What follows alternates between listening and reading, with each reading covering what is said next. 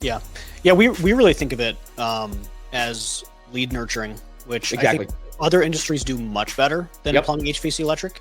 It's pretty standard for plumbing, HVAC, electric. Like you'll hear, and I've said this too.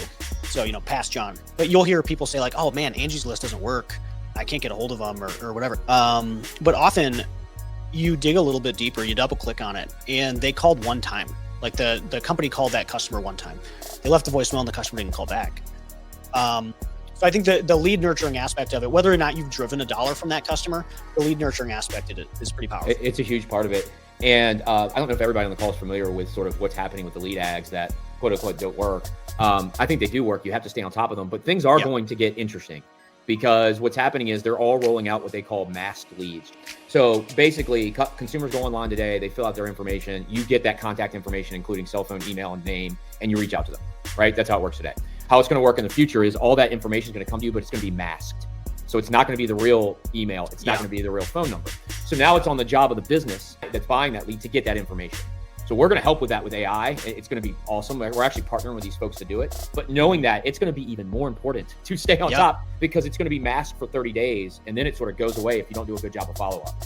So, and on top of that change, instead of them being able to give that lead out to multiple people, they're only going to give it out to one person. And so the point of me saying that is putting a system around nurturing it and communication in multiple attempts with a purpose and intent is going to be worth the investment, or it's literally like taking $300 and just putting fire to it.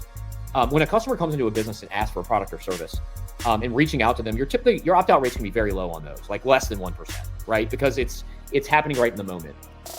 After that person gets either the service they inquired about or they don't buy, and you do your follow-up, that's the moment where you need to reach out to the customer with either a campaign through Hatch or some way and say, hey, we understand, we'd love to keep you on the list.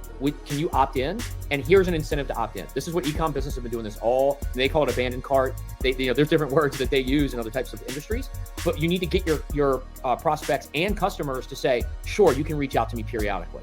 And it's called an opt-in strategy. We're going to have that also in the product, but it works beautifully because once they opt in, every quarter when you reach out to book a recurring service or you reach out to past customers about getting the rest of their estimate completed or whatever it is, they're not taken off guard. They don't opt out. They're having conversations with you. So it's just adding an opt-in strategy to your customer lifecycle, I guess you can call it.